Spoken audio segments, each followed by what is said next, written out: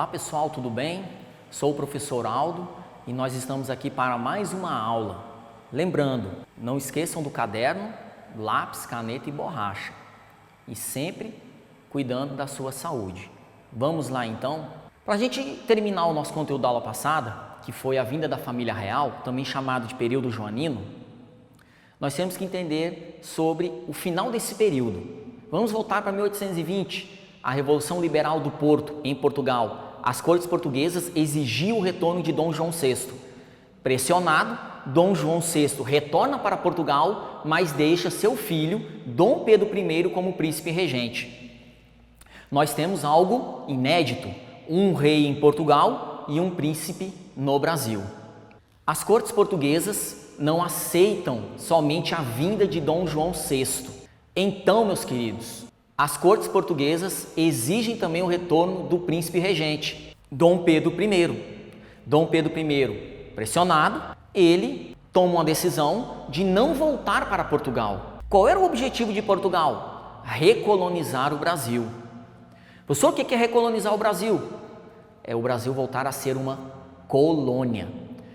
Pressionado por grupos proprietários de terra, grupos dominantes, funcionários públicos. Nós temos uma elite agrária aqui no Brasil. Dom Pedro I fica no Brasil e desagrada as cortes. As cortes então mandam suas tropas, o exército português, para vir, o que, pessoal? Forçar Dom Pedro I a voltar para Portugal. Nesse processo, no dia 9 de janeiro de 1822, nós temos o chamado Dia do Fico, em que Dom Pedro I diz a famosa frase: para o bem geral da nação, diga ao povo brasileiro que fico, desagradando mais ainda as cortes portuguesas. E no dia 7 de setembro de 1822, nós temos o grande acontecimento. Dom Pedro I, lá no Largo do Ipiranga, declara o Brasil independente. Independência ou morte, o Brasil estava independente, estava livre de Portugal. Lembrando, meus queridos, que muitas pessoas acham que a independência do Brasil foi um processo pacífico, que não houve guerra, que não houve batalhas.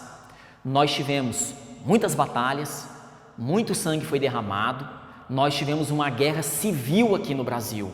Tropas portuguesas, lideradas por governadores de províncias que apoiavam Portugal e eram contra Dom Pedro I, eram contra esse processo de independência, provocaram a guerra.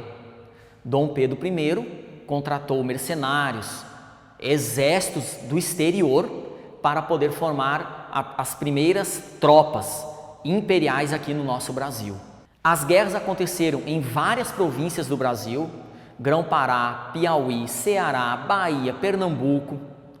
Essas guerras foram provocadas pelo processo de independência. Geraram um custo muito alto, porém, as tropas portuguesas foram expulsas do território brasileiro. E o Brasil agora estava livre das amarras de Portugal. Porém, tinha um país muito interessado nesse processo nosso de independência. Qual era esse país? É aquele país que trouxe, que ajudou, que escoltou a família real de Portugal para cá. Quem era esse país? A Inglaterra. A Inglaterra estava muito interessada na independência do Brasil. Por quê? Porque o comércio brasileiro agora seria irrestrito, aberto às mercadorias inglesas. Então a Inglaterra era o país mais interessado nesse processo de independência. E a nossa aula de hoje será sobre primeiro reinado. O primeiro reinado, que vai de 1822 a 1831. É um período muito curto, porém com muitos acontecimentos. Vamos lá? Nós temos na tela a imagem de Dom Pedro I. Essa é uma imagem, um resgate real de como seria Dom Pedro I, nosso imperador, filho de Dom João VI.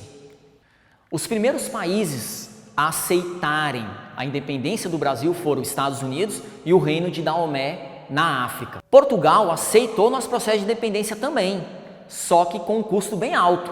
O Brasil, o Império Brasileiro, teve que pagar 2 milhões de libras esterlinas para que Portugal aceitasse a nossa independência. Mas Portugal, professor, aceitou livremente assim? Não. Além de cobrar, Portugal foi muito pressionado pela Inglaterra. Lembrando, meus queridos, que a Inglaterra era a maior potência daquele período.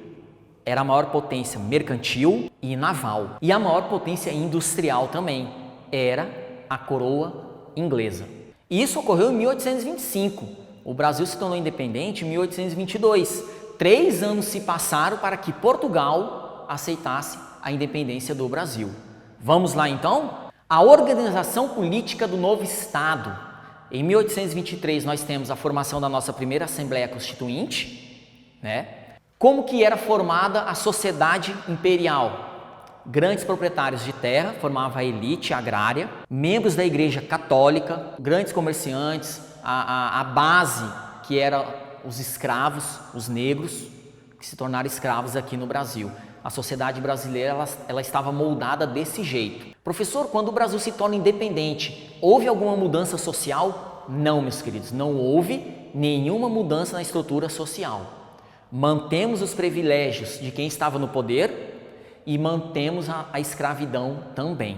Nós temos um dos patronos da independência, que é considerado o braço direito de Dom Pedro I. Aqui nós temos a imagem de José Bonifácio, português, representava também o alto escalão da elite portuguesa. Ok? Muito bem. A nossa primeira Constituição começou a ser elaborada em 1823. Dom Pedro I convocou uma Assembleia Nacional Constituinte. O que é a convocação de uma Assembleia Constituinte? É a formação de uma Constituição. É você debater e formar uma nova Constituição. A nossa Constituição, ela ocorre, a nossa primeira, há uma tentativa em 1823, deputados e senadores ligados à produção da mandioca, porque a mandioca era o nosso produto básico da alimentação. Então, quem plantava mandioca tinha muitos recursos e eram grandes proprietários de terra.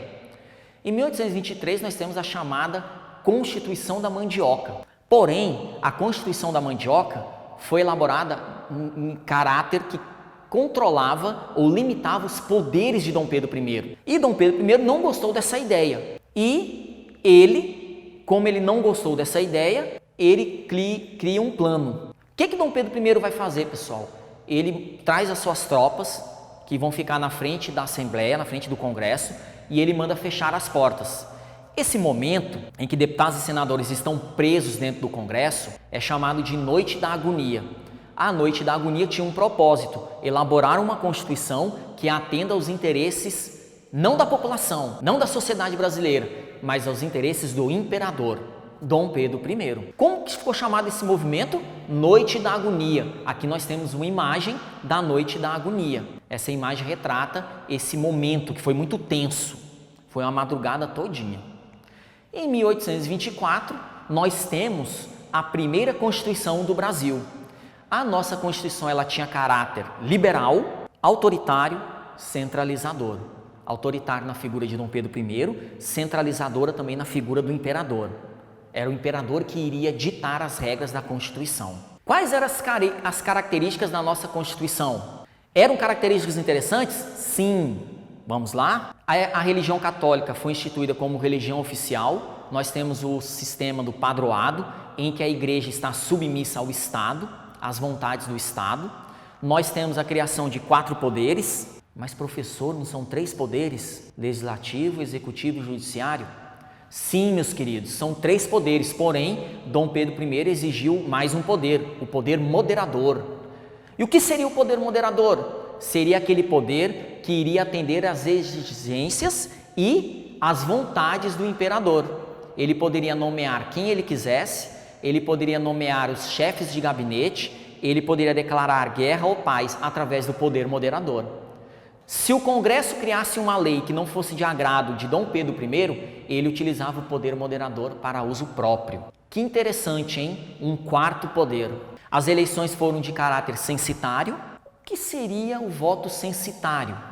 O voto censitário, meus queridos, tem a ver com a característica econômica, o poder aquisitivo de cada um. E naquela época, o poder aquisitivo estava ligado a quem ganhasse mais, ou seja, os grandes proprietários rurais. A nossa famosa elite agrária, os nossos grandes latifundiários. O voto censitário, para você participar das eleições, professor, o que seria participar das eleições? Era você poder escolher o seu representante. Você tinha que ter uma renda anual de 100 mil réis. R$100.000 era muito dinheiro? Sim, para você participar. Para você virar um deputado, você tinha que ganhar R$200.000 anuais. E para você participar e ser votado ao Senado, você tinha que ter uma renda no mínimo de R$400.000. Meus queridos, quem poderia ter esse dinheiro todo nesse Brasil em que apenas 3% da população participava das eleições? Somente um grupo dominante, os grandes proprietários de terra, e que Dom Pedro I conseguiu manipular também. Vamos lá? Os eleitores, nós temos dois tipos de eleitores. Aqueles que ganhavam R$100.000 anuais. Os eleitores de paróquia, que também eram chamados de primeiro grau, eram aqueles que ganhavam até R$100.000 anuais. Eles poderiam ser candidatos a deputados. E nós temos os eleitores de província, que são aqueles chamados de segundo grau. Aqueles que se candidatariam ao Senado. Tinham que ter uma renda anual acima de 200 mil, possivelmente até R$400.000 anuais. As nossas eleições, pessoal, só para a gente recapitular a nossa história. O processo eleitoral no Brasil, além de ser fraudulento, ele era democrático? Eu deixo para vocês essa interrogação. A partir de 1824, esse aqui é um mapa que nós temos da Confederação do Equador. Dom Pedro I, por causa da sua Constituição, outorgada, imposta, autoritária, a partir de 1824, Dom Pedro I começa a sofrer as primeiras pressões. Lá na região Nordeste, algumas províncias se rebelaram contra a forma autoritária do imperador. Algumas províncias como Maranhão, Piauí, Ceará, Rio Grande do Norte, Pernambuco. Essas províncias se uniram e criaram uma república em contraposição ao império. Espera aí, eu tenho um império e uma república? Lá no Nordeste, os revoltosos queriam fim da escravidão, mais liberdade provincial e liberdade de pensamento. Dom Pedro I não permitia essas coisas. Eles se revoltaram. O nome recebeu Confederação do Equador porque as províncias estavam próximas à linha do Equador. Ok? A nossa linha que está lá em cima, a linha do Equador. O que aconteceu com os revoltosos que se revoltaram na Confederação do Equador? Dom Pedro I foi implacável. Ele mandou executar os líderes, certo? E nós temos na imagem Frei Caneca. O Frei Caneca era um membro da Igreja Católica. Vocês estão vendo na imagem ele amarrado e um soldado de Dom Pedro I pronto para fuzilá-lo. O Frei Caneca, o carrasco, a história que nos contam, o carrasco se recusou a assassinar Frei Caneca. Então, um soldado teve que fuzilá-lo. Como era membro da Igreja Católica, era meio complicado. Mas Frei Caneca foi um dos revoltosos. E Dom Pedro I foi implacável com a punição. Decadência do primeiro reinado. Nós temos a Guerra da Cisplatina. Aqui eu tenho, pessoal, um mapa da região Platina. O que seria a região Platina? É aquela região da Bacia do Prata. Professor, o que é a Bacia do Prata? Bacia nos remete a rios. Os rios Paraguai, Uruguai e o rio Paraná formam a Bacia do Prata, lá na região sul. A Guerra da Cisplatina foi um movimento em que os habitantes da região estavam descontentes com as pessoas que habitavam a região sul. Dom Pedro I, para evitar conflitos, manda seu exército para tentar resolver a situação. Porém, a situação se agrava, os revoltosos mais para baixo da região sul se revoltam e tornam aquela região independente. Observando no mapa da região Platina, o que nós temos? Nós temos o Rio Grande do Sul, com a capital em Porto Alegre, e aquele país ali que vai ser criado em 1828. Que país é esse, pessoal? O Uruguai. O Uruguai se torna independente na Guerra da Cisplatina, em que a população daquela região platina, da Bacia do Prata, se revolta contra Dom Pedro I. Forma-se o Uruguai. Fantástico, né? Problemas com Portugal. Dom João VI morre e, para assumir o trono, seria a filha de Dom Pedro I, a Dona Maria da Glória, a Rainha Maria da Glória. Mas, meus queridos, a Dona Maria da Glória, a filha de Dom Pedro I, ela é muito nova, é uma criança ainda.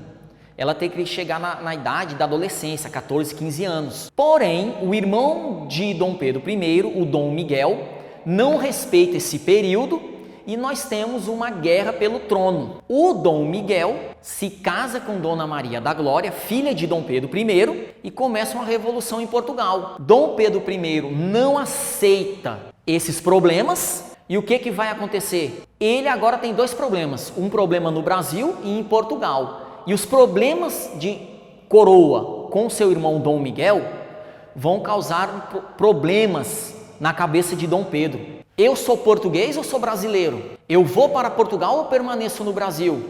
As pessoas que moravam no Brasil falaram para Dom Pedro: imperador, o senhor decide, ou fica ou vai embora. Nós queremos que você decida. Dom Pedro I parte para Portugal. E lá nós temos as guerras de Dom Pedro I contra Dom Miguel, pela coroa de Portugal. Um irmão combatendo o outro por questões de trono. E no dia, em 1831, Dom Pedro I abdica do trono e vai para Portugal. Nós temos o fim do primeiro reinado. Aqui nós temos uma caricatura. Essa caricatura representa a briga entre Dom Pedro I e Dom Miguel. Na caricatura, o senhor de chapéu segurando Dom Pedro I. Ele representa os interesses liberais, os interesses do capitalismo. Dom Pedro I era um liberal. E esse senhor sem chapéu segurando Dom Miguel. Esse senhor representa a Igreja Católica, é um membro da Igreja, mais conservador, menos liberal. Essa era a briga pelo trono. Eu queria agradecer mais uma vez pela oportunidade, espero que vocês se cuidem, assistam às aulas no canal do YouTube e também no canal de televisão 5.2. Espero que todos fiquem bem, se cuidem e até a próxima. Valeu!